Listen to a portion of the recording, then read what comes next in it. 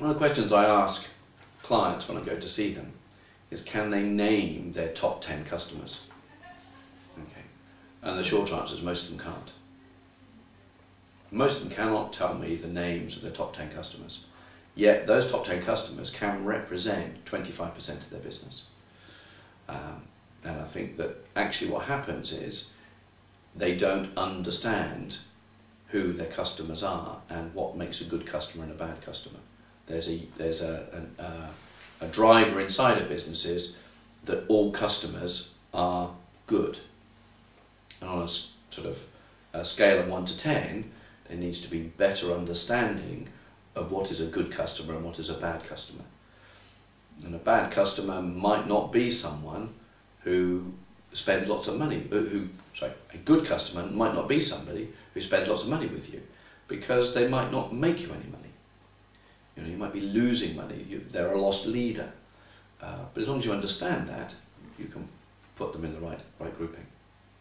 But one of the things we notice from our work with customers, our clients' customers, is that there is a oversimplification of a good customer and bad customer. And the oversimplification is, if they spend lots of money with me, they're good, and if they don't, they're not. And that's an accountant's view. What it does, it takes current income and ranks them in terms of what they're spending or what they're not spending. So in one client we went into, they had Coca-Cola down as a small, not valuable customer. Okay, the reason they had it that was because Coca-Cola spent £500 a year with them. The big customer spent £500,000, Coca-Cola spent £500.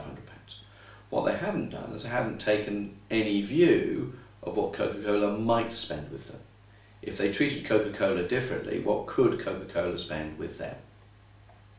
And when you took that view, Coca-Cola came out in the top 10 customers.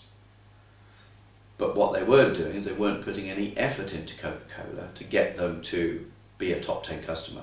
They were treating them like a small customer of, I don't care whether I lose you or not. And having established the beachhead and got Coca-Cola to be a customer, it was then, how do I exploit it? And this was a company that had a transactional sales model as well as a consultative sales model. And Coca-Cola were in the transactional. They bought something from me, but I don't care if they don't come back.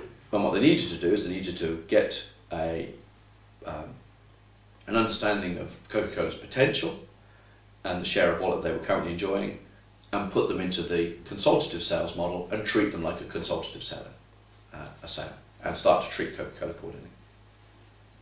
But for all the customers that we've been to see over the years, the simple standard model that most do is recency, frequency, value.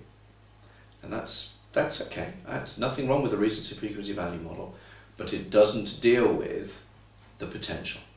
It has nothing to do with what people might spend with you or where the spend will be in the future. It only deals with historic facts. And I think that's a flaw. So there needs to be a greater understanding around the customer base as to not what they do spend, but what they could spend. And when they are spending with you, what are they costing you to get that spend in? What's the cost to serve that model to? Because obviously big customers can drain lots of resource. I mean, a big customer can take a lot of resource. And it might be that you're making more money, more profit, from small and middle market customers than you are from your big customers. They are draining your resource, they're using up all your facilities, you're holding more stock than you need to for them, and they might not be as valuable to you long term as a small middle ground. Okay. So I'm finding on a scale of 1 to 10, most businesses that we deal with do not understand their customers. They take a different view, a too simplistic view of their customer. And that simplistic view is, what are they doing with me now? And therefore that's what I should be getting in the future. And that's not true. So coming back to looking at customers, a one-dimensional view of your customer that looks at current performance is not good enough. You need to have a 360-degree view that looks at potential and also what they cost. They cost to acquire and what they cost to serve. So businesses need to build bigger models on their customer bases around value that they will add to the business over the long term. And we at Blue Sheep use economic forecast models to look at future potential, because some markets are going to be growing more readily than others. And two businesses of similar sizes can enjoy two very different futures. One can grow and the other can decline. One can have an accountant in charge who's only interested in cost, and one can have a sales and marketeer in charge who's interested in growing and developing the business. And that comes down to, they have different outlooks on life. They're not all equal.